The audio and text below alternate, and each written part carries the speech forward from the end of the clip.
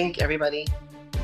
The cold case detectives, the biologists who found her, the police, all the ones that do all the DNA testing. We appreciate you taking care of her and trying to find what happened.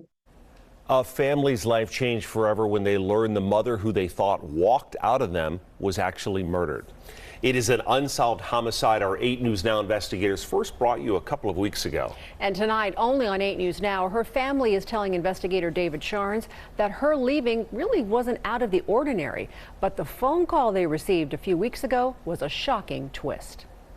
So this whole time we're thinking that she left us and she didn't love us, So this is a huge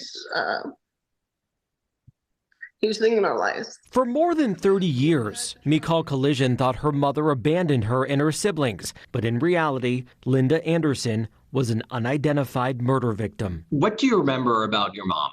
We called each other all the time on the phone. In 1991, Collision was living with her father in northern Nevada when Anderson, remarried and living in Henderson, disappeared. Collision says her stepfather told her this.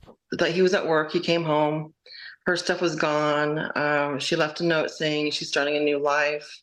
She doesn't want anyone to go find her. A year and a half later, in 1993, biologists found human remains in this once desolate area of the Southwest Valley. What is now near Tropicana in Durango, a body in a shallow grave covered with a quilt and some rocks. It wouldn't be until late last year when Texas-based Othram Labs matched Anderson's DNA with her brother's, leading Metro cold case investigator Terry Miller to Collision. 31 years later, we have her identified.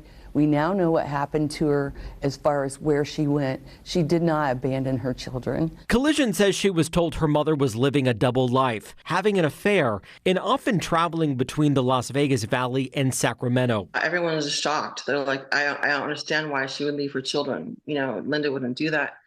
And when we're just like, well, she did. She left us. She says she expected her mom to reach out one day, but instead of her calling, it was Metro.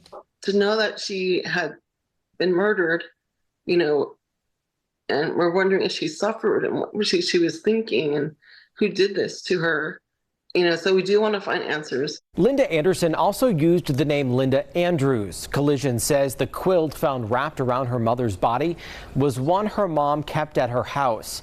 She's hoping those who knew her will come forward to help Metro find her killer. I'm David Sharns, 8 News Now.